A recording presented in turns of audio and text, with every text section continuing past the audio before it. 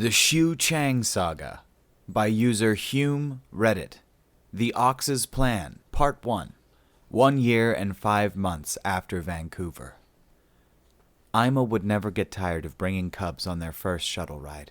Usually such trips were simple outings to the starbase in orbit around Gao, or educational visits to the odd starship. But it was always the ride up into orbit that thrilled the cubs first. They would press their furry faces against the shuttle windows and watch the ground and the clouds shrink below them, until the stars suddenly became visible. Then their eyes would aim upward, either at one of Gao's 2 tiny moons, one of the space stations, or the odd starship that waited in orbit. It was rare to see an adult act that way, but, by Xiu's own admission, she was barely an adult, and her face was pressed so close to the shuttle's window that her tiny nose was bent sideways. Thankfully, the window was transparent crystal matrix, and she didn't have to worry about the human accidentally cracking it, not even with her strength. Ima was happy to see her human sister showing excitement and wonder. She'd been badly treated by her introduction to the galaxy and its peoples.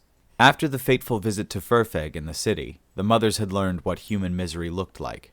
Xiu spent most of the next few days in her nest bed, rarely leaving the dorm and sometimes skipping meals, even when Ima would scold her for it.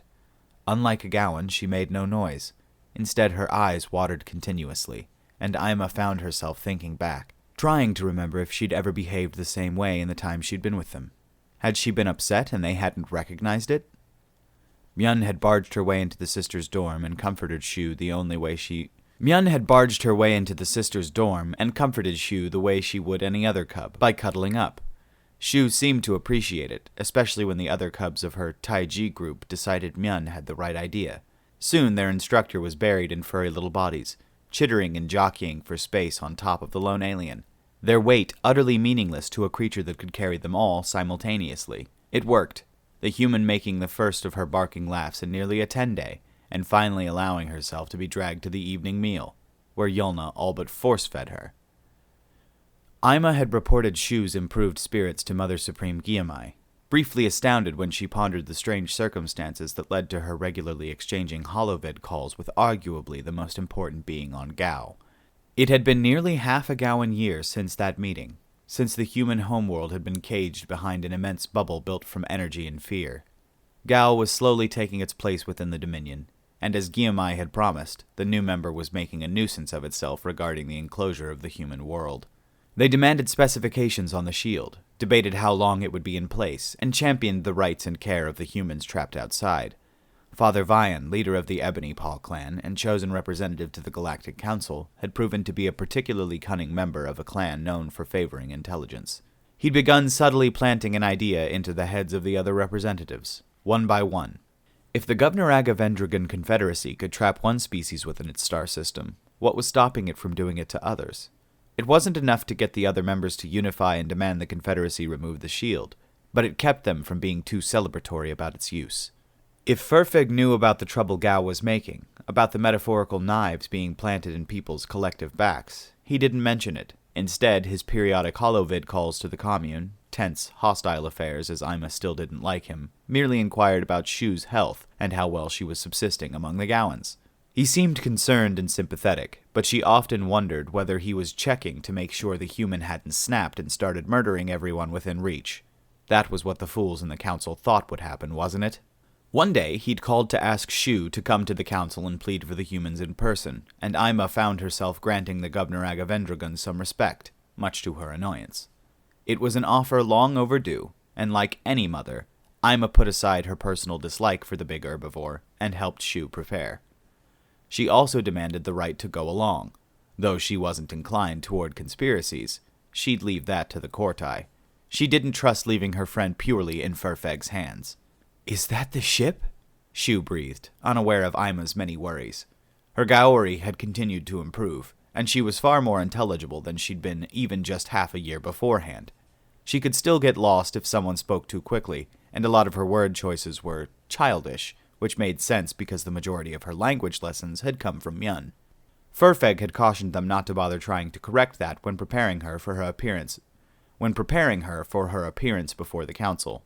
Xiu would speak to them in Gaori, and though everyone would be hearing her through their own respective translators, The devices would hear and interpret the intonation of her words and reflect it in their output, making the human sound very young and innocent, and thus sympathetic. It was further proof to Ima that Furfeg was a manipulator, but she couldn't complain this time since he was using it to Xiu's benefit. She bent down to see through the window Xiu was all but glued to. Above them stretched the Governor Agavendragon diplomatic starship, Furfeg's ship. His was a large people, and so they built large vessels, hundreds of times the length of their comfortable shuttle, an immense cylinder in space. The ship was tinted a pleasant light green, its belly bulging as though pregnant with the large transparent greenhouse that supplemented the ship's food and oxygen stores. The ship drifted out of the window toward the front of their shuttle as their pilot altered course toward it. "That's the rich plains, yes," Ima answered. Xiu softly repeated the words under her breath, practicing the name. She glanced back at the Gaoian. "I never thought I'd go to space," she said. "On Earth, it is very dangerous. Only the best and bravest go. And here I am, for third time." She shook her head. "My brother would be much happier." "He studies to go to space?" She shook her head again, laughing quietly. "No, he doesn't study at all. Very lazy, always wants to play. He would annoy you very much." Ima rocked her head back and forth in a Gaoian shrug. "Well, he is a male. They can't help it." Xiu laughed again. The shuttle looped up and over the rich plains, swooping down toward the tail end of the ship, which had clamshelled open, exposing the vast shuttle bay. The inside was well lit, and they could see many sapients standing inside, most scurrying around offloading provisions, but a small cadre stood in an open area, including what was obviously a Governor Agavendragon. "Do they stand in space?" Xiu asked, appalled. Ima chittered lightly. "No, there is a kinetic field. It holds the air inside. In just a moment you will feel it. See?" And they did, a soft tingling across their skin as they crossed into the landing bay, floating slowly toward the glowing landing point indicator. The shuttle touched down with barely a thump. The pilot was One Fang clan, and they prided themselves on their skill with ships of all sorts. The side door to the shuttle opened upward, letting in the air of the starship. Not as antiseptic as Ima had expected, but tinged lightly with the scents of grasses and trees. It was calming, which was probably why the Governor Agavendragon did it, she thought cynically. The three sapients who had been waiting advanced as they climbed out of the shuttle. The huge, shaggy creature who could only be Furfig, and the Rukatupcher beside him halted a polite distance away, while the lone Gaoian continued forward. "Officer Rigari?" Xiu asked, uncertain but hopeful. Her Gaori had lost all accent. The male ducked his head. "Sister Xiu, thank you for remembering me." He repeated the gesture again towards Ima. "Mother Ima, welcome aboard." Xiu blinked. "Oh, a translator! I'd forgotten about that. Oh, it's so nice to hear my name properly." "The entire ship is equipped with translators, since it serves as a mobile embassy," Furfeg commented. Once the Gaoian male had made greetings, the other two had moved closer. "It nearly tripled the cost of the ship, or so I'm told. Miss Chang, Mother Ima," he greeted, nodding his immense head toward each of the females. He gestured to the Rukatupcher beside him. "This is Captain the master of the ship." Xiu's eyes went wide. Ima didn't blame her. Even with the help of the translators, Rukatupcher names were a mouthful. The tall, slender alien bent its long neck toward them.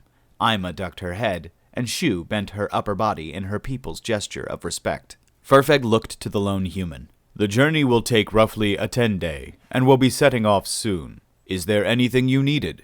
Xiu shrugged. "No, I don't think so anyway.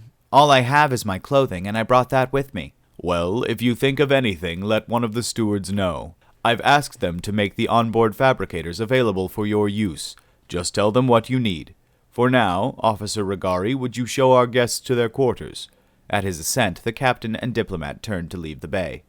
"I thought you were assigned to the Mother Supreme," Ima asked Rigari. "I am, but the Mother Supreme has considerable investment in this, and so she asked me to accompany you, both to represent her and to ensure your safety." Ima nodded.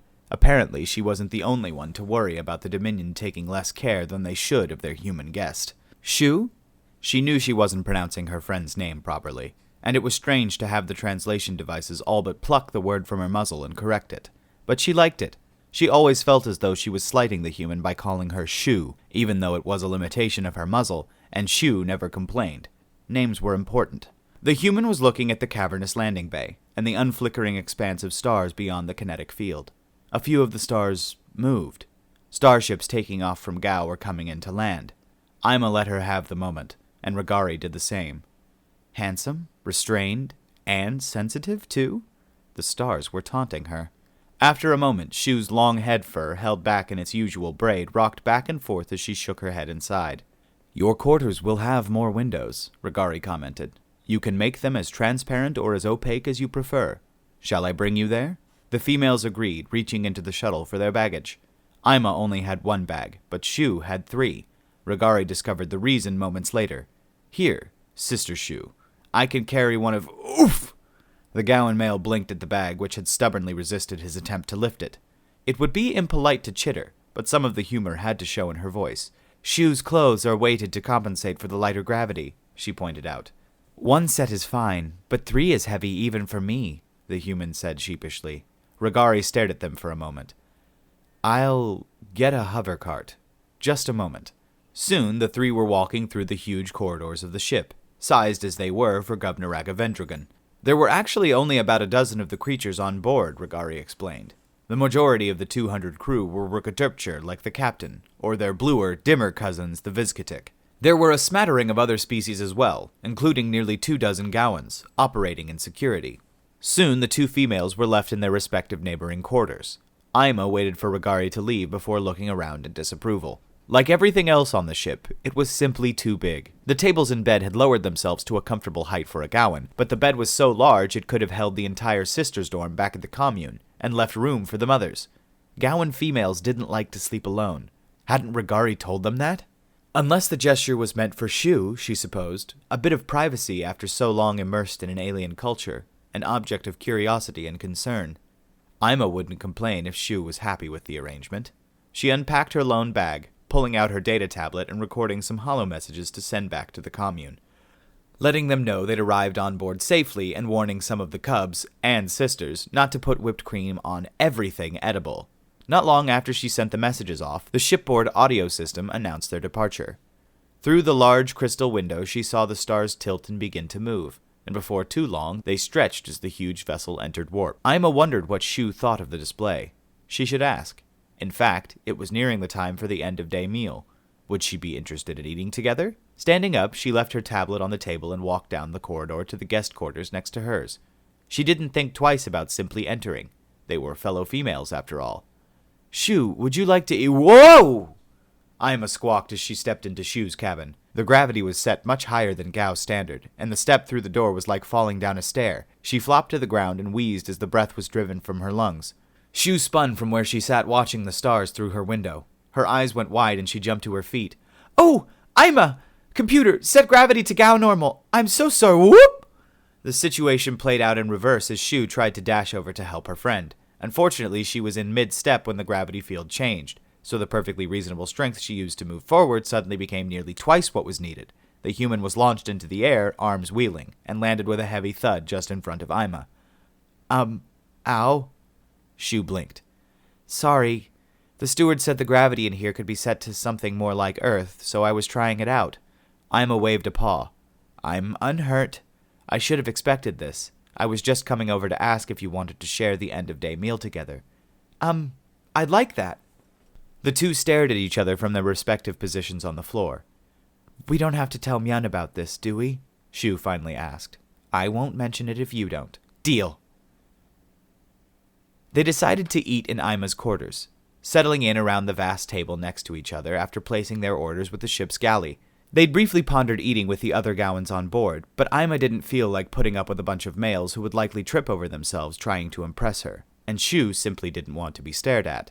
Xiu left choosing their food to Ima, who was pleased to see a number of Gaoan dishes available, and some alien meals she was familiar with and liked. Still feeling a bit spiteful, she made a point of ordering the most expensive and elaborate meals, since Furfeg and the Dominion were footing the bill. It didn't take long at all for a Vizkatik steward to appear at the door, pushing a small hovercart with a pair of trays and a pair of containers holding water and talame, which Ima kept carefully away from the human. The galley had also been warned of their human guest, judging from the small plate of nutrition spheres that were included. Soon, both females had their trays and drinks, and Ima sniffed appreciatively at the jalman fish, a delicacy on Gao she'd only ever experienced once. Steamed vegetables occupied the side, and the flatbread was still warm. Her mouth watered in anticipation. Xiu squinted at Ima's platter. "Why does yours look different?" The Gaoan mother looked at her friend's meal, which should have been identical, her ears flicking back with surprise. Then she scowled. "Steward? What in the stars is this?" He'd been tapping on his portable data tablet, likely marking off their food as delivered. His long, blue-tinted neck turned his head to Ima at her tone. "Pardon? Is something wrong? This fish is raw. Did the cook forget something? Or do you have a malfunctioning auto-chef?" The Vizcatic fidgeted with the data tablet in his hands. We heard that the human ate her meat raw." Ima's ears pressed backwards. "Where in the galaxy did you hear that?" she asked in an appalled voice. Xiu rubbed her temples. "Not even on my own planet. And people are still mistaking me for Japanese." Ima didn't know what Japanese was, but she'd ask later. She glared at the steward. As far as she was concerned, this was merely the latest in a number of slights the humans had to deal with from a galactic society that seemed to want to believe them to be savages. She put the cover back on Xiu's meal and pushed it back across the table. "Obviously your information is incorrect. Take this back and have the cook prepare it properly." The steward bobbed his head, stammering apologies and all but fleeing the guest quarters, pushing the hover cart ahead of him. Ima growled quietly. Xiu was looking at her, wide-eyed. "Wow! I don't even have the nerve to ask for extra sauce at Swiss Chalet." "I'll ask you what that is later. For now, here, we'll split this plate, and when that dimwit comes back, we'll split that one too." "Okay. Mind if I dip my nutrition spheres in that sauce?" One day done, one battle fought. To Ima's quiet relief, Xiu asked to sleep in the room with her. She'd gotten used to the dorm at the commune, and the strange quiet of her quarters was jarring. The next morning she raved about the shower, though she was somewhat disgruntled to learn that it had been included for the sake of the Kortai. They settled in for the journey, trying to avoid boredom. Xiu practiced and revised her speech to the council. Ima reviewed her lesson plans for the cubs. Regari would sometimes drop by to check up on them, and afterwards Xiu would always give her a smug, knowing look if Ima's eyes lingered a bit too long when the guard left. Oddly, Furfeg made no visits, though perhaps he was busy arranging things in his shipboard office. It was late in the evening on the third day of their journey. Xiu had taken advantage of Furfeg's offer and asked the fabricators to make her some more clothing, at Ima's encouragement, again to soak Furfeg and the Dominion as much as possible. A nervous Ruaher had taken her specifications and returned with several variations of long, loose clothing of strong and smooth fabric. The cloth shimmered a rich red in the light and had been trimmed with gold threading, and when Ima asked her about the design, she simply explained that it derived from her native culture on her homeworld, a more elaborate version of the clothing associated with Kung Fu. The Ruaher seemed surprised by the praise Xiu heaped upon her, as if she'd expected the human to ignore or dismiss her efforts. It was not a reaction that went unnoticed by the Gaoan mother. Ima watched Xiu admire herself in the mirror. The new clothing did look quite fetching, she thought, although a furred species would likely find the weight of cloth on their shoulders maddening. She was happy with her overalls, although she was pondering asking for some more made from the same fabric. Suddenly, the deck became the ceiling, and both females were launched into the air. Xiu cried out, and Ima screeched. She could hear the metal bones of the rich plains groaning, and through the window the stars spun.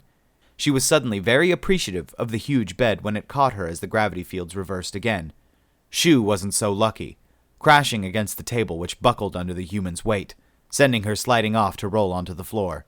A low, pulsing tone rang through the ship, the audible alert. The communication panel next to the door had turned mauve, the galactic standard color of distress. "Ow! What was that?" Xiu asked nervously as she climbed to her feet. "Ima, are you okay?" "I'm fine," she replied. "You?" "I'm okay. What happened?" "Possibly just an engine failure," Ima replied. "It happens rarely. We're tumbling. Give it a moment. The helm officer will correct." She lost the ability to speak. She hadn't wanted to think about it, hadn't wanted to compare the sudden stop of the rich plains to the only other time she'd felt a starship get torn out of warp, when Trigg's mercenaries had hijacked the ill-fated colonial ship Winter Coat. But as the stars slowed in their nausea-inducing spinning out the window and a wide, predatory-looking ship came into view, she found her experience terrifyingly accurate. "Oh no." "What? What is it?" Who are they? Xiu asked, and Ima could hear the fear in her voice. She looked over at her sister, her ears folded against her skull.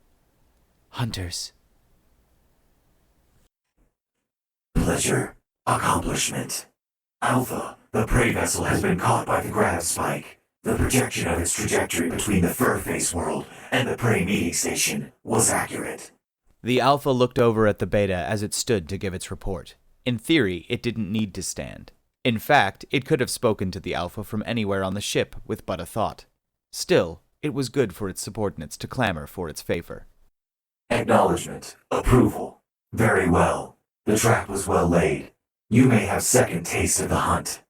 The Beta broadcast its pleasure wordlessly over the cybernetic network that connected all the hunters on the vessel.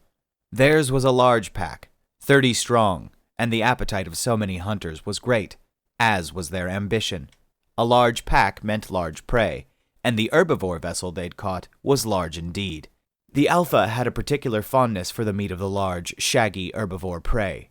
There was so much of it, and the creatures were terrified when isolated, which sweetened their meat exquisitely. The Alpha ground its multiple rows of teeth in anticipation, eager for that first bite. But first, the harvest. Excitement. Command. Take us in. Prepare to breach. Meet to the maw. All right, guys, that is going to do it for part 1 of what is probably going to be a 4-part Xiu Chang saga installation. I should finish the other part of the Ox's plan tomorrow, and then there's going to be 2 more parts of part 2 because these are fairly big chunks of reading, so I've got to space them out just a little bit, or they're going to be like hour long. Be like 45 minutes to an hour long readings, which I know some of you like, but not everybody does. So gotta kind of mediate that between what is and is not palatable to most people. So thanks so much for listening, guys. Can't wait to see you in the next one, and have a great one. Bye.